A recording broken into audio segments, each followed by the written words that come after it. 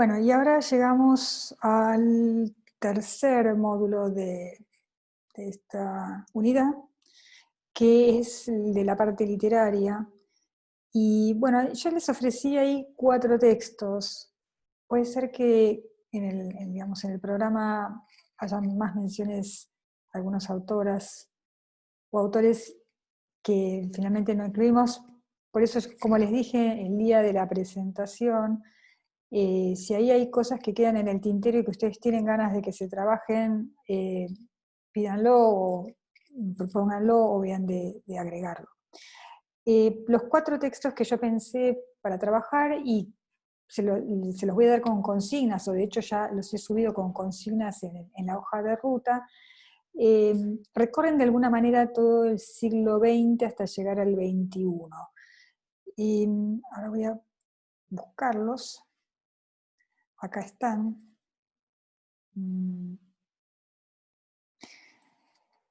Serían el de Nora Lange. En realidad yo les di un fragmentito. Si pueden conseguir todo el libro, mejor.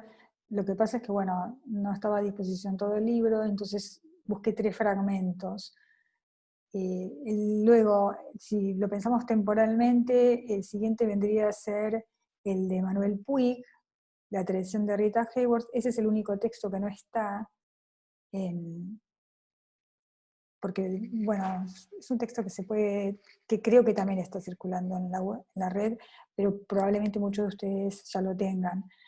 Y yo pensaba, se puede hablar sobre toda la novela, pero voy a concentrarme en el capítulo 13 de esa novela. Y luego propongo el cuento Cornelia frente al espejo, de Silvina Ocampo. Y el último texto, el texto más cercano en el tiempo, es esta crónica de María Moreno, tomado de subrayados, que es Gadea sin Freud, Björk. Aquí hay como una especie de travesía, por un lado, desde el cine, empezando por el cine y terminando con el tema de la moda. En los textos en donde la discusión con el cine, el texto en el cual la discusión con el cine está bien presente, es claramente el de Manuel Puig, como ustedes ya sabrán. Si han recorrido su obra, que es muy conocida, y bueno, es como un autor pionero justamente en abordar desde la literatura temáticas, pero también cuestiones que pueden pasar por reflexiones ya más teóricas acerca de qué es el cine y cómo influye en los imaginarios del siglo XX el cine, cómo nos ha moldeado el cine como sujetos, ¿no? Moldeado nuestras subjetividades. Pero yo encuentro en el texto de Nora Lange que hay como una especie de escena que puede servir para la discusión. Es una escena nada más, ¿no? Y después vamos a ver con qué otros puntos se vincula. Y luego, con respecto a los otros dos, Silvina Ocampo siempre me interesa y la leo también en vinculación intensa con Nora Lange porque, bueno, eran contemporáneas. Y si bien Silvina Ocampo no reflexiona de manera explícita en sus textos sobre cine, no aparece el cine como tema tanto, eh, sí la fotografía tal vez, pero no el cine, igual se pueden trazar algunos vínculos hacia estas cuestiones de imagen, construcción de la imagen, construcción de la subjetividad, o el rol que la imagen tiene en esta construcción de las subjetividades contemporáneas. Y por último, en María Moreno me interesaba llegar a algo más contemporáneo, más actual, y este texto me interpeló de inmediato por la mención a la moda, ¿no? Entonces, de nuevo, ahí se pueden pensar un montón de cuestiones que tienen que ver, que vincularían psicoanálisis, imagen, moda, ¿no? En ese sentido, esa es la razón por la cual los elegí. Ahí ustedes tienen, yo suelo poner la fecha de publicación y del texto que estamos manejando, y entre corchetes la fecha original del texto. Así que bueno, como ven, es un recorrido que empieza ya entrado el siglo XX, pero que llega hasta el siglo XXI. Vamos a empezar con Nora Lange. Bueno, ahí se ve la fecha que vivió Nora Lange en 1905-1972, y su texto Cuadernos de Infancia es de 1937. Yo no sé si conocen Nora Lange, es una autora que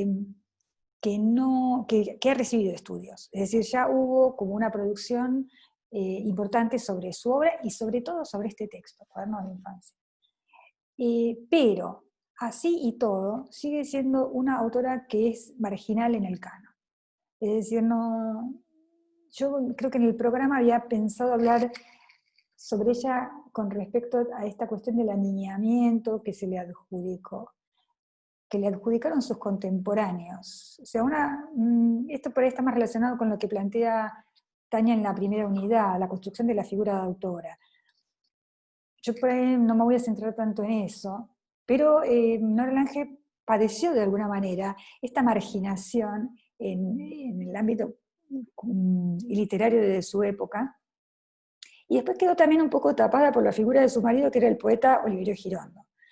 Entonces, es una de estas autoras que no es tan visitada, no es tan estudiada, y sin embargo a mí me resulta como una obra, dejó una obra muy interesante por lo inquietante, porque es una obra que trabaja mucho a partir de aquello que no se dice, de los resquicios, o de decir una cosa y en realidad estar diciendo otra, muy ambigua, y que por supuesto abre mucho espacio para la investigación, y en ese sentido para mí tiene que ver con el cine, ¿no? Porque el cine, nosotros tenemos que empezar a pensar en el cine no tanto por lo que muestra, sino por lo que queda elidido en el cine, ¿no? Y ahí estaría jugando un poco esta idea de cómo abordar el cine desde la mirada. El cine claramente es una construcción que trabaja a partir del montaje, y en ese sentido es un artificio con mucha conciencia de ser un artificio, pero que se vende como si fuera algo natural. Y acá me parece interesante entonces trazar un paralelo con las cuestiones de género. Es decir, si estamos desnaturalizando lo que es la construcción de género, o el género como construcción, desnaturalizando que haya un vínculo evidente e insoslayable, innegable entre el sexo-género, me parece que tenemos que aferrarnos también a las producciones culturales, porque desde lo formal nos están enseñando a ver de otra manera. Y el cine en ese sentido puede enseñarnos a ver de otra manera. El cine en su carácter de ficción nos engaña y nos hace entrar en eso ilusorio, pero a la vez está construido de tal manera que si lo pensamos críticamente, nos va a mostrar que que un rol importante o un aspecto muy importante de esa construcción es todo lo que no está en escena, todo lo que se elide, todo lo que se recorta y todo lo que es dejado afuera. Bueno, en ese sentido el texto, este Cuadernos de Infancia, que parece un texto muy naif, muy ingenuo, contado por una niña o por, digamos, una mujer que rememora su infancia, me parece bastante significativo porque es más lo que no dice que lo que dice. Incluso en lo que dice, no es tan evidente esta idea de idealización de la infancia, de ingenuidad, que es la lectura que se hizo en un primer momento, ¿no? Cuando sus contemporáneos leyeron este texto, lo leyeron de alguna manera como la visión idealizada de la infancia, y qué lindos momentos que se traen a la memoria, y, ese texto para mí no tiene nada de eso. De todos modos, la crítica ya fue reconociendo que el texto no tenía eso, sino que justamente lo que está problematizando es la manera en que se construye la memoria, que aparece entonces también como un montaje, al igual que en el cine, que corta y pega, que recorta y rearma, y que da la ilusión de continuidad cuando en realidad está construida a partir de las discontinuidades.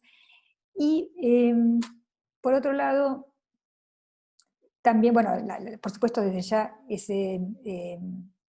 el acto de estar haciendo una selección y un recorte para volver a pegar es muy arbitrario desde ya, y la memoria en ese sentido es arbitraria. Pero también otra idea que la crítica trabajó mucho fue que la memoria está construida a partir de imágenes. Lo que recordamos muchas veces aparece bajo el formato de las imágenes, rearticulados en este discurso narrativo que las pone como si fuera una película, en realidad son fotogramas.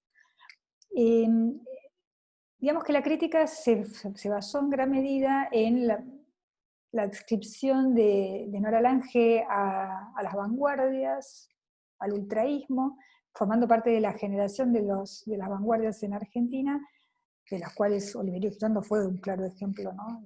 Poeta vanguardista, y esta especie de vinculación tan intensa de las vanguardias con las nuevas tecnologías y los dispositivos visuales, con los cuales estaban de alguna manera en diálogo y experimentando, llevando a la literatura, al lenguaje, recursos que provenían de otros lados o que habían quedado al descubierto con estas nuevas tecnologías como la fotografía y el cine. Traje esta foto porque me divierte y porque es significativa. Ahí se ve a Nora Lange sentada, disfrazada de sirena, rodeada de sus compañeros de ruta vanguardistas. Muy visible en el centro está la figura de Oliverio Girondo. Y ella con un vaso en la mano, muy festiva, muy erótica. A mí me hizo pensar también en Rita Hayworth, justamente, la manera en que aparece ella ahí escenificada. Y están haciendo una especie de performance ultraísta por la presentación de este libro de ella, que es 45 días y 30 marineros, que es un libro anterior a Cuadernos de Infancia. Es un libro que me parece fascinante también.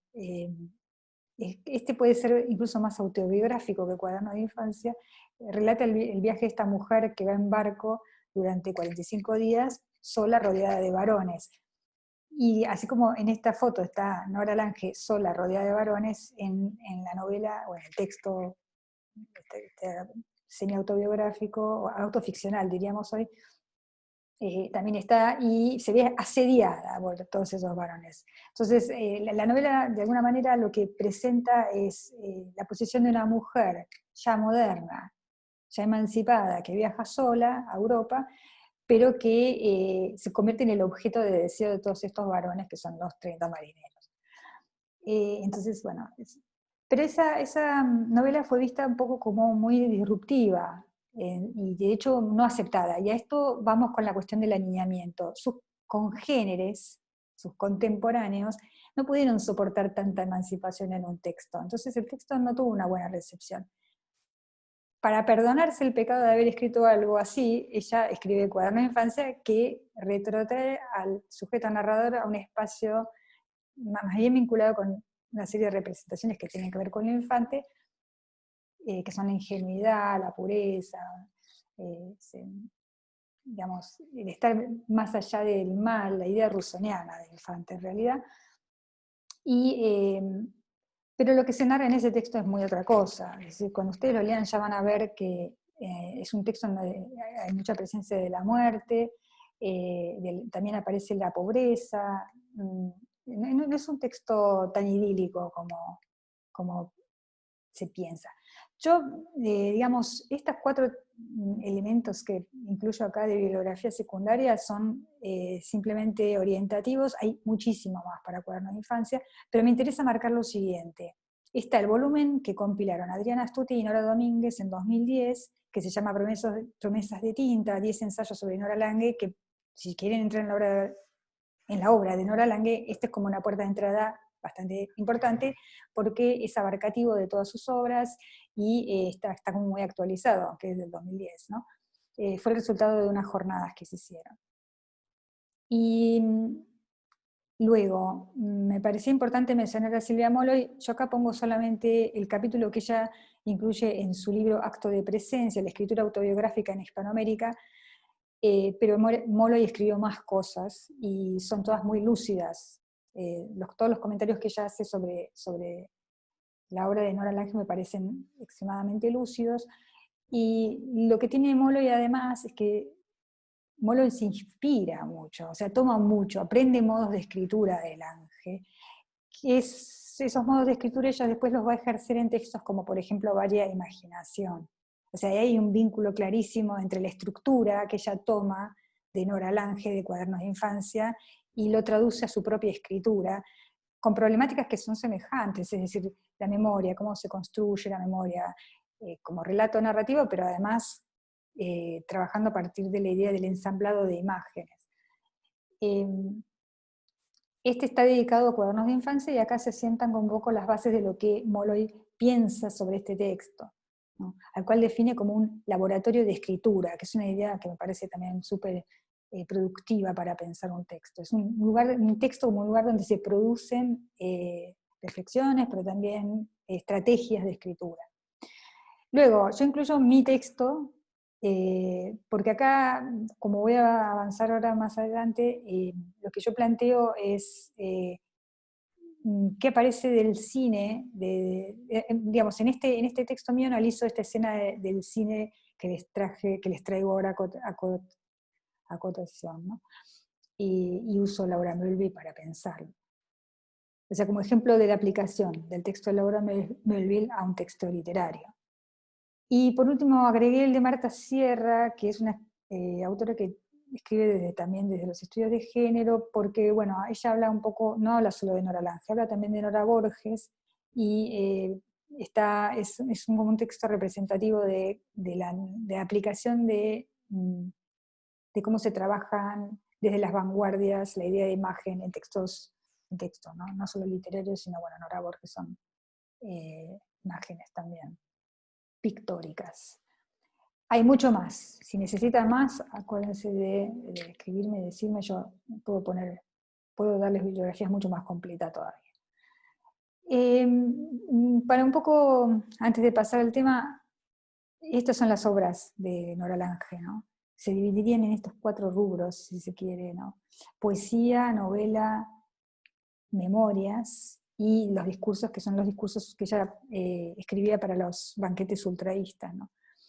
Es decir, los libros de poesía son los iniciales y después ya empieza a escribir prosa, ¿no? Y como ven, Cuadernos de Infancia suele ser ubicado como un texto biográfico, de memorias, pero esto se puede discutir. Lo que está clarísimo es que Cuadernos de Infancia es un texto que trabaja a partir del fragmento y del montaje de fragmentos, ¿no? Es muy fragmentario y ustedes en los 3 fragmentos que yo les doy lo pueden ver claramente. A mí lo que me interesaba pensar era de la segunda escena, eso lo podemos por ahí hablar mejor en la clase sincrónica, pero la segunda escena, que es la escena en que esta familia va por primera vez al cine, o lleva a los niños por primera vez al cine, y la impresión que produce esa primera visita al cinematógrafo, me parece muy significativo que en una serie de recuerdos esté engarzado este en particular. Como ustedes podrán ver, yo no les quiero adelantar demasiado, porque en realidad mi idea es que ustedes lo vean para el trabajo que yo les propongo, si es que eligen trabajar este tema, es cómo aparece la figura femenina en esa escena del cine, que por supuesto está corporizada por la actriz, y cómo aparece la figura de él, y por qué se la vincula con una figura masculina que está afuera, ¿no? Que es ese hombre que viene montando a caballo con el chambergo tapándole la cara y con un muerto cargando en la grupa. El análisis de cómo funciona esta escena yo lo hago en mi artículo, así que se los doy para que no necesito adelantarlo tal vez ahora. Mi idea era que se concentraran en esto, y si van a hacer el trabajo sobre este tema, que primero lo piensen ustedes y después lean el artículo, para ver cómo lo ven, y qué más se puede decir con respecto a esa escena. Y las otras 2 escenas que yo elegí, la primera es donde ella hace una descripción de la madre, que por supuesto suele ser abordada por la crítica por 2 razones, porque la escena en sí es muy cinematográfica también, o fotográfica, y se ve bien esta idea cubista de cómo la imagen aparece no plana y directa y en su completud, sino aparece recortada y se ve solo el perfil, y hay un juego de claroscuros en esa imagen que es muy cinematográfica y que remite a la estética del cine, ¿no? Y de lo que está hablando es un poco de la figura materna como una figura a la que ella también va a plantear desde los claroscuros. Pero no lo dice nunca de manera explícita, sino a través de estos pantallazos, como en algunas críticas aparece la imagen de postales, ¿no? Lo que Lola Aranje nos da son postales, son pantallazos también, ¿no? Son como imágenes breves, como si no hubiera, en las películas se utiliza el recurso del flashback, ¿no? Bueno, como si fueran flashbacks también. Solamente que es un libro hecho todo de flashbacks, no tiene un presente de la narración. Y bueno, la última escena que pongo me parece muy significativa para la cuestión del género y yo la vinculé con la escena del cine, porque ahí aparece el adolescente de 14 años, es una de las escenas finales, ¿no? Ya es la anteúltima escena del libro, y aparece la adolescente travestida, vestida como un varón, con un poncho y un chambergo que eran del padre. Y hace una escena sobre el techo de la casa en donde ella se dedica a insultar, a molestar a los vecinos, ¿no? Es decir, un poco lo que podría estar mostrando es la rebeldía adolescente, que ya sale de ese papel de niña y deja de ser niña, entonces su manera de demostrar que ya no es más una niña es rebelándose a las normatividades, digamos, a la buena conducta o a los buenos modales. Fue leído un poco como una especie de acto simbólico de lo que van a hacer después sus performances ultraístas en los banquetes eh, de los escritores, en donde traslada al lenguaje discursivo de los discursos, del formato discurso, esta especie de irreverencia que ella pone in nuce en escena, en esta anécdota del adolescente maltratando a los vecinos. De todos modos, a mí me parece que en esa escena lo que no se tendió a leer, lo que la crítica no tendió a leer es todo un cuestionamiento de los mandatos de género que está presente en todo el libro. Y entonces esta cuestión de vestirse de varón, de cuándo la vestían de varón cuando era niña y a ella le provocaba vergüenza. O sea, hay una anécdota al respecto, pero además está también la cuestión de que ella hace muchas veces mención a la idea de que le dicen que no es linda, pero que tiene lindo pelo, eh, que parece un varón. Hay como una indefinición genérica alrededor de su figura que a mí me parece particularmente llamativa y que no fue muy trabajada por la crítica. Y luego también, por supuesto, hay un cuestionamiento de los mandatos femeninos sobre cómo tiene que ser la mujer, cómo tiene que vestirse, cómo tiene que pararse. El modelo de mujer romántico, de la mujer lánguida, aparece no fuertemente cuestionado, porque en el libro no hay nada fuertemente cuestionado, sino sutilmente puesto en cuestión. Entonces, si quieren podemos hablar más de esto luego en la clase sincrónica, pero les voy adelantando que estas son como las líneas que a mí me interesaron del libro y que me parece que todavía están a disposición para trabajar.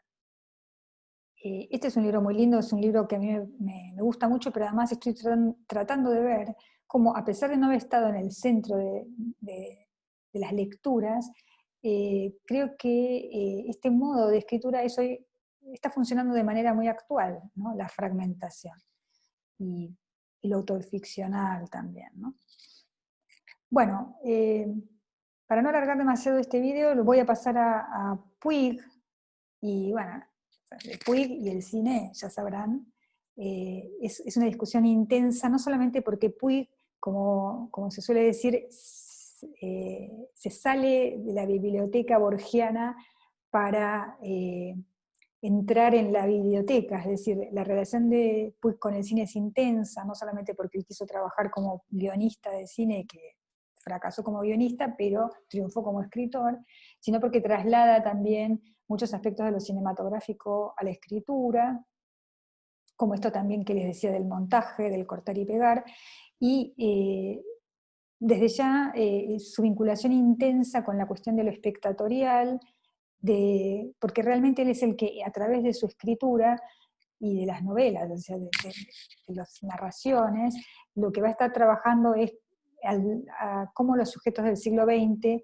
estamos completamente formateados por el cine, y no solamente en los gestos y en las poses que usamos, en nuestra manera de pararnos, de gesticular, de vincularnos con los otros, o sea, cómo construimos el cuerpo desde lo cinematográfico. Eh, bueno, esto aparece particularmente trabajado, por supuesto, en las primeras dos novelas, ¿no? La tradición de Rita Hayworth y Boquitas Pintadas. Está más que claro que en el título de esta novela está ya siendo citada una star de cine, Rita Hayworth, que forma parte de esta constelación de estrellas que tanto fascinaban a Puig, ¿no? Eh, lo que yo les propongo para Puig, en realidad, donde hay toneladas de bibliografía desde ya, bueno, ahora vamos a pasar un poco a eso. Antes les voy a citar la bibliografía que yo les pongo como significativa, pero hay mucha más. Acá en realidad lo que estoy haciendo es citando a un par de autores que son, me parecen insoslayables, como José Amícola, que trabaja más, tiene un libro sobre Puig, es uno de los autores que en Argentina, uno de los críticos que más recurrentemente se ha abordado la obra de Puig. Yo les ponía este capítulo, ¿no? Tomado de su libro Camp y Postvanguardia, que está dedicado a Puig y a la cuestión de gender, genre, el género, textual y sexual.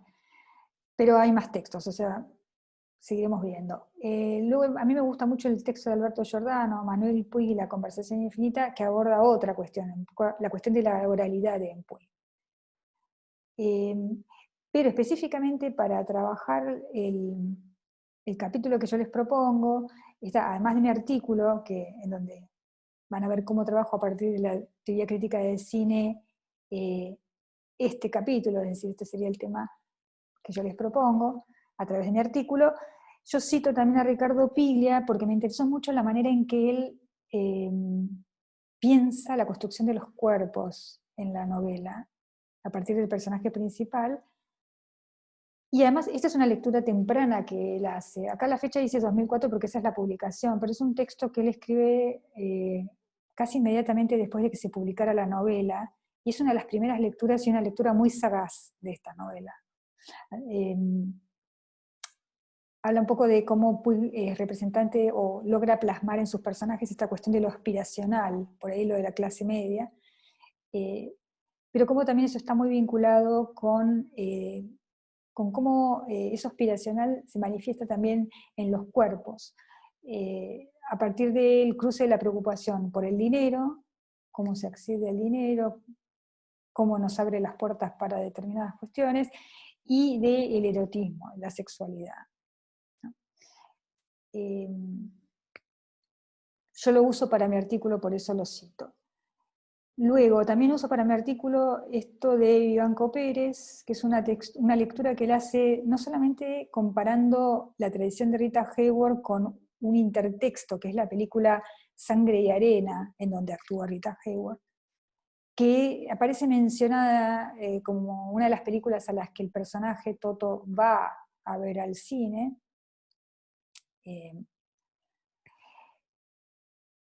Pero en realidad a mí lo que me interesa trabajar de lo que plantea él es cómo funciona el rol del espectatorial en esta vinculación de identificación con los personajes de la pantalla, que implican reconfigurar también las propias decisiones con respecto al género y a la sexualidad, y que nunca son lineales, que incluso él ve más una estructura de tríada, que es la estructura con la cual se construye el deseo. Por ejemplo, esto lo plantea Judith Butler.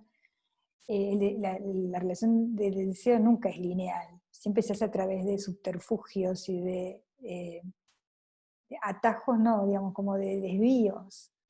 Y me parece que esta lectura que hace Vivanco Pérez es muy acertada para pensar entonces cómo se construye el sistema de identificaciones en la novela de Puig. Solo que él no se refiere al capítulo 13, sino a la vinculación con la película del intertexto, que tiene que ver con esta cuestión de la traición, ¿no? De la figura del traidor, traicionado. También ahí Vivanco Pérez se refiere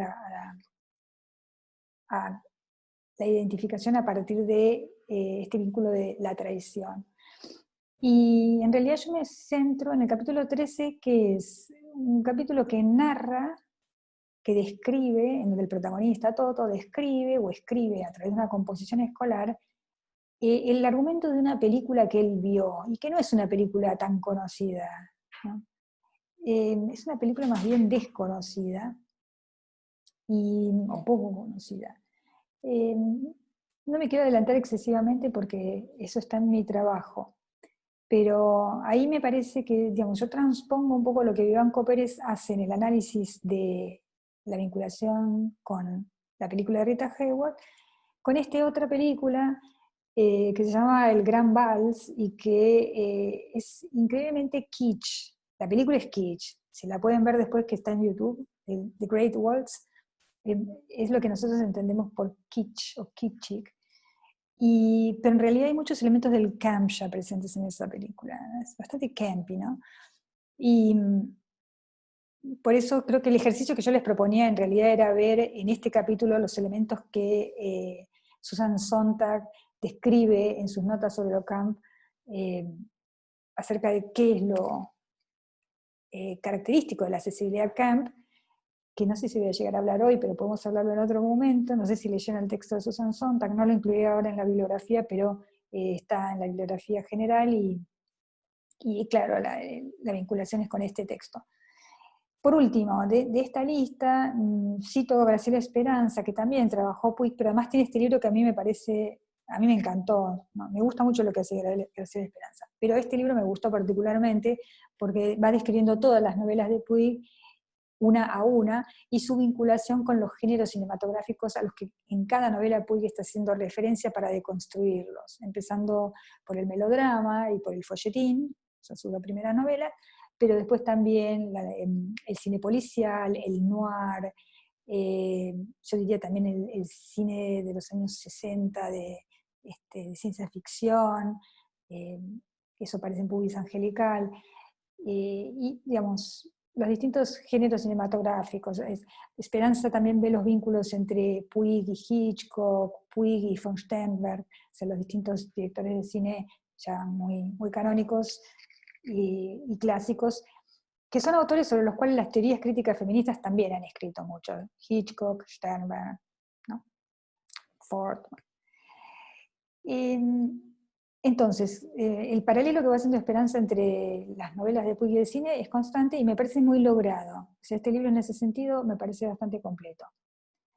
Yo había tomado algunos de los elementos que Graciela Esperanza define como aquello de los elementos camp que, siguiendo la reflexión de Sontag, se podrían encontrar en la obra de Puig. Es decir, esto ya lo dice Esperanza. Se los enumero rápidamente. La preferencia por determinadas artes decorativas que subrayan la textura, la superficie sensual y el estilo. El gusto por el ser impropio de las cosas. La monstruosidad, sobre todo, los personajes monstruosos, ¿no? El gusto por lo andrógino y el intercambio de roles de género. El gusto por la teatralidad, ¿no? Y acá cito, la performance se convierte en una reflexión oblicua sobre el conflicto de la identidad. El gusto por lo démodé, que libera la elección estética de su contexto moral. Todos son elementos que han sido analizados en la obra de Puig en general y que ella remite a un vínculo directo con el ensayo de Susan Sontag. Un poco para cerrar Puig y pasar a lo siguiente, bueno, a mí lo que me interesaba más que nada era repensar la complejidad que Puig muestra en sus textos con respecto a cómo funciona lo espectatorial, que no es una relación ni de alienación ni de subyugante. El espectador reacciona de manera activa frente a eso que está viendo y realiza un montón de subterfugios. Y por supuesto todos esos subterfugios tienen que ver con nuestras construcciones como sujetos generizados, ¿no? Y sexualizados o sexuados. También definen nuestras maneras de vincularnos eróticamente con los otros. Eso me parece muy importante. Que el cine nos ha influido mucho, y si nosotros no somos del todo conscientes, en hasta qué punto nuestros vínculos con los demás están tramados desde aquello que nosotros aprendimos a través del cine. Entonces, ese tema sí se ha trabajado con respecto a Puig, la crítica lo trabajó mucho, es decir, cómo lo que Puig de alguna manera denuncia en sus textos es cómo estamos atravesados por todos esos discursos que recibimos a través de los medios, la radio, el folletín, los medios gráficos, pero también el cine, cómo ellos nos han convertido en sujetos y han definido los modos también de vincularnos con los otros, ¿no? Pero todo eso es deconstruible, también creo que plantea Puig. Y en esta novela, en la novela La traición de Rita Hayworth, justamente el concepto de traición tiene que ver con eso, en cómo parece que estamos copiando fielmente, pero lo que estamos haciendo es traicionando. Y cómo funciona ese mecanismo de traición, que tiene que ver con, en el fondo, lo que va a plantear después Judith Butler en la noción de performance, ¿no? La asimilación no es directa, sino que hay siempre una reinterpretación, un corrimiento de la norma, un movimiento hacia afuera que desvía y que hace que esa imitación no sea 100% fiel. Siempre hay un factor de traición. Y esto que Puig lo está trabajando intuitivamente y desde su propia experiencia, que es una experiencia sexualmente muy ambigua. Bueno, un poco esa es la idea que creo que deberíamos trabajar a través de Puig. Y a mí lo que me impresionó del texto de Puig, que es del 69, bueno, él empezó a publicar en 68, 69, este es del 68, es que él se está adelantando a lo que propone Mulvey para pensar las figuras de la mujer y del varón en el cine y la incidencia del psicoanálisis, ¿no? Este lenguaje tramado desde el inconsciente patriarcal. Puig lo está trabajando en su literatura casi en paralelo, en parte porque él se deja imbuir por las culturas populares, está en pleno auge del arte pop. Eso también es otro tema que ha sido muy trabajado por la crítica, la vinculación de Puig con el pop. ¿Por qué se atreve a hacer esto? ¿Por qué su literatura también es rupturista y se aparta de lo que se estaba haciendo en ese momento? Y en ese sentido implica una enorme innovación para la literatura, que yo creo que continúa fuertemente hasta el presente, aunque no siempre es reconocida. O sea, vivimos hablando de que muchos de nuestros escritores actuales son muy borgianos, pero hablamos bastante poco de cómo nuestros escritores son puigianos, porque hay como una especie de vinculación culposa con la literatura de Puig, que no es casual, porque tenemos una vinculación culposa con el cine también, que eso es algo que Puig notaba claramente y trabajaba claramente a través de sus textos. Bueno, da para hablar muchísimo. La siguiente autora que a mí me gusta mucho y que creo que es una de las grandes escritoras argentinas, pero además creo, sí, escritoras, pero además escritores argentinos, y si bien también fue muy, digamos, a partir de los años 80, fue recuperada, de alguna manera más visibilizada, fue abordada por la crítica y sigue recibiendo mucha crítica escrita. De todos modos, no tiene el relieve que debería tener como escritora, porque también, de nuevo, quedó tapada detrás de dos varones, a saber, Borges y Bioy Casares. Como el sistema literario es androcéntrico, hay que decirlo, figuras que podrían haber tenido mucha más relevancia, escritoras mujeres, no la tienen porque siempre están ahí como en tándem o detrás o arriba o abajo, pero no en el centro de la escena, y eso también puede jugar como una ventaja, ¿no? Yo elegí el cuento Con él frente al espejo, pero podría haber elegido otros cuentos, es decir, sobre el tema del voyerismo, hay otros cuentos que también podrían funcionar. Se suele hablar mucho de la temática de la infancia en Cirino Campos, porque muchos de los personajes de Ocampo son infantes, niños, niñas, ¿no? Y en general lo que se subraya de esta elección por personajes que todavía están todavía no están dentro del universo absolutamente digamos, codificado del sujeto adulto es que tiene ofrece una perspectiva marginal, que muchas veces rompe con una mirada central o centralizada, y que permite ofrecer escorzos a veces ambiguos, inquietantes. Se habla mucho de la violencia en Ocampo, de lo perverso, de lo siniestro que emerge justamente a través de estas miradas marginales. A mí Cornelia me gusta porque me parece un texto muy completo para pensar la obra de ella. Es un cuento ya tardío de su último volumen, que es de 1988, que lleva el mismo título. No es un texto que se dedica específicamente al cine, pero sí desestabiliza enormemente la construcción de la mirada.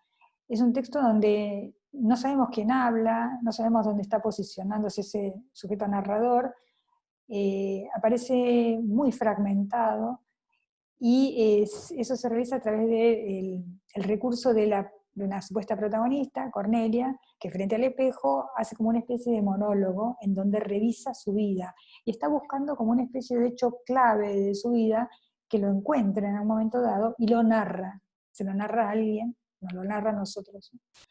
Que es esa anécdota de algo que le ocurrió siendo niña, que fue un amor frustrado.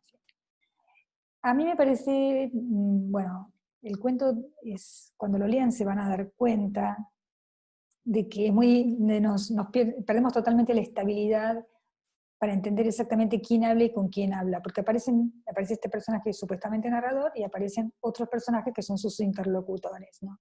El ladrón, el amante, la niña.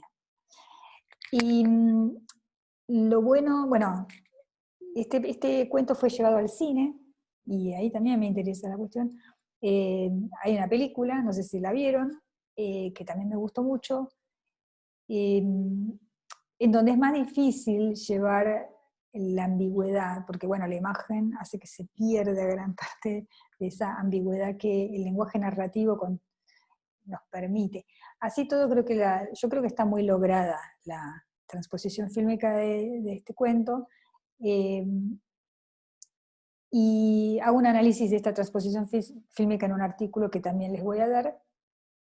Eh, con respecto a la bibliografía de Silvino Ocampo, de nuevo sucede esto, que hay mucho y muy general, muchísimo, y tuve que hacer un recorte enorme, pero que les doy lo que me parece significativo para esta unidad. Por supuesto me pueden pedir mucho más.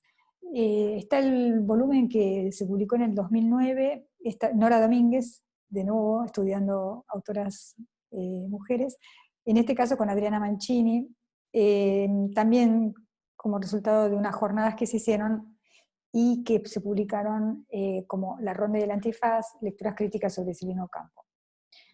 Lo cito porque es muy general y porque se trabajan muchos aspectos de la obra de Ocampo, ¿no? Luego el libro de Adriana Mancini me parece bastante bueno para leer la obra en general. Silvino Ocampo, Escalas de Pasión, con un estilo muy ameno también, muy bien escrito.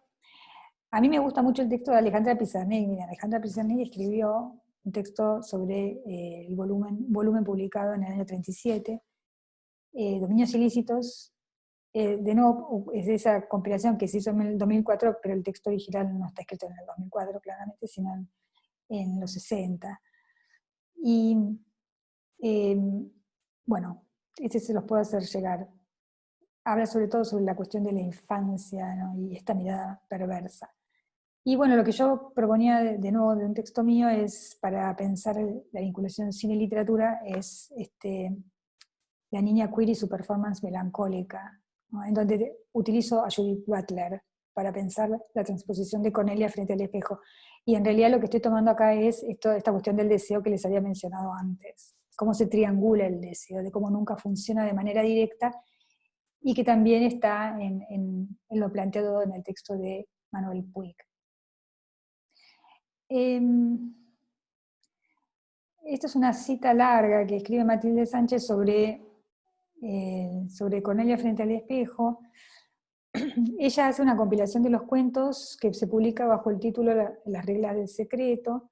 Tiene un buen análisis introductorio este libro, para pensar los distintos ejes temáticos de la obra cuentística de Silvino Campo.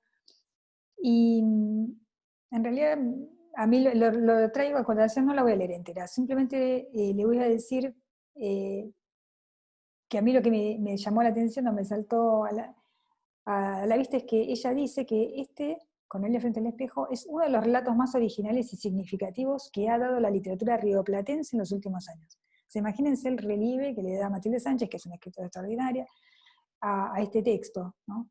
Y que es un texto que, si bien ha recibido algunos estudios, tampoco ha sido tan estudiado por la crítica de Silvino Campo.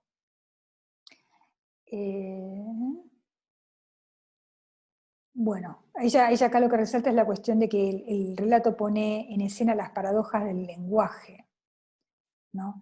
Y este es un texto que también suele estar muy vinculado con Alicia en el País de las Maravillas y el nonsense. O sea, esta vinculación de la obra de Ocampo con el texto de Lewis Carroll, pero sobre todo a partir de los juegos de palabras y de la desestructuración del lenguaje, digamos, ya ha sido avistado por la crítica. Y bueno, si tienen dudas sobre esto podemos seguir hablándolo en otro momento, pero me parece que también tiene que ver con lo que estamos hablando. Si estamos repensando el lenguaje construido de una matriz falocéntrica, lo que hace Silvino Campo es desestructurar eso y tiene muchos recursos, ¿no? Pero me parece que justo el cuento Cornelia frente al espejo es un cuento largo, en donde tal vez el nudo central sea este, ¿no? O sea, yo me concentré por además en cómo aparece reflejado el deseo, que como les decía en el video anterior, me parecía importante para repensar el cine y criticar el cine, y ahora en este cuento también me pregunto, bueno, ¿cómo aparece acá estructurado el deseo? ¿Es tan lineal como parece? ¿O cuáles son los juegos? ¿Cómo se estructura este sujeto deseante? En donde de alguna manera también lo que aparecen cuestionados son cuáles son los deseos de una mujer y hasta qué punto los puede realizar en el contexto social en el que se vive, o en el que viven las mujeres, ¿no? Un planteo feminista. Luego, el último texto, y de este voy a hablar muy rápido y muy corto, porque me parece que es un texto bastante más claro, ¿no? Lo puse más como cierre, broche de oro. Primero, también pienso que es una de las grandes escritoras del momento y me gusta que esté presente en un programa. Y este texto enseguida, Dior y dije moda, obviamente, ¿cómo no lo voy a poner?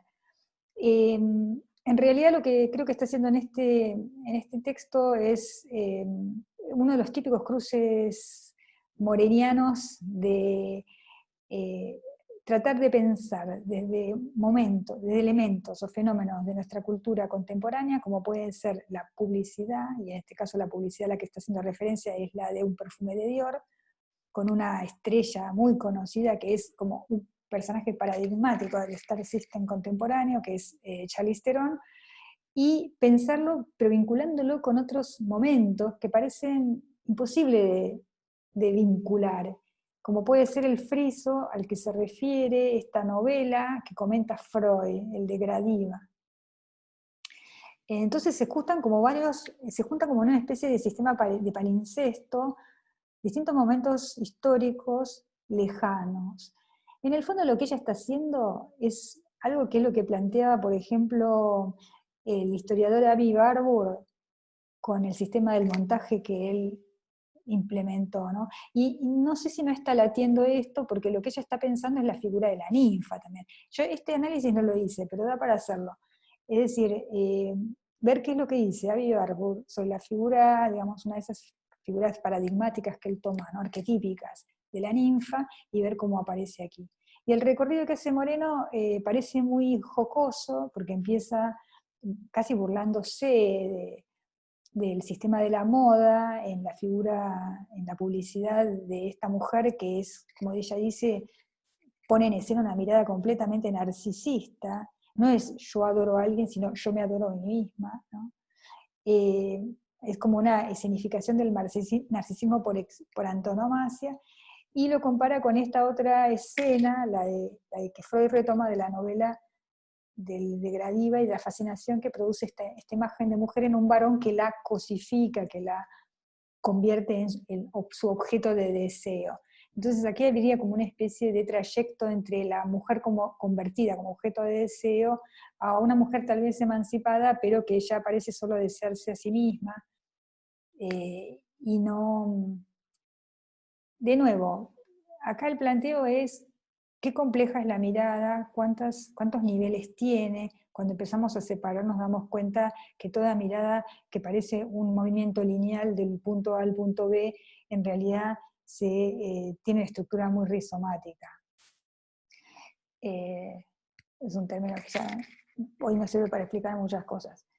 El texto de Moreno, de todos modos, concluye con una imagen mucho más fuerte y que podría significar mejor la imagen de una mujer hoy, que es la de Gabriela Lifshitz, es conocida, la serie que ella hace a partir de su cáncer y la reflexión que realiza fotográfica a partir de su cáncer.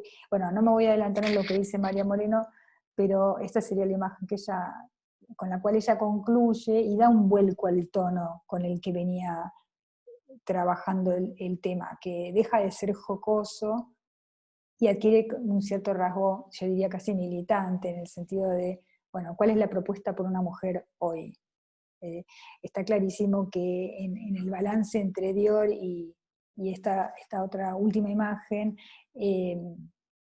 bueno, queda al descubierto la frivolidad de la moda de la que hablamos en nuestro primer texto. Y bueno, también daría para pensar esto de la desnudez, de cómo un cuerpo desnudo no es un cuerpo completamente desnudo, sino que está vestido de otra manera.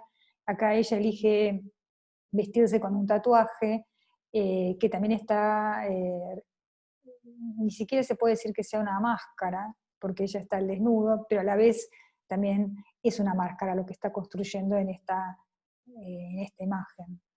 Y este podría ser uno de los temas también para pensar en torno de este texto. Yo igual les doy como libertad para que ustedes cuando lean los textos vean qué les disparan desde las propias disciplinas y desde lo que vienen trabajando desde sus campos disciplinares, y ver cómo eso que ustedes ya vienen trayendo desde sus propios campos se puede cruzar con estas otras propuestas teóricas que les traigo yo, ¿no? Los textos que en cada caso propongo para leer como bibliografía secundaria para el trabajo con cada uno de los textos primarios, es como yo hice cruces, ¿no? O sea, como yo suelo hacer esos cruces entre teoría crítica que viene de un campo como el cine para aplicarlo a literatura. Pero me parece que lo que tienen que ustedes tratar de ver es cómo hacen cruces también con esos textos y el propio bagaje que ustedes vienen trabajando desde los temas que ya vienen trabajando, ¿no? En qué sentido eso le aporta y enriquece el diálogo o permite hacer un diálogo nuevo y abrir una nueva lectura con respecto a textos literarios.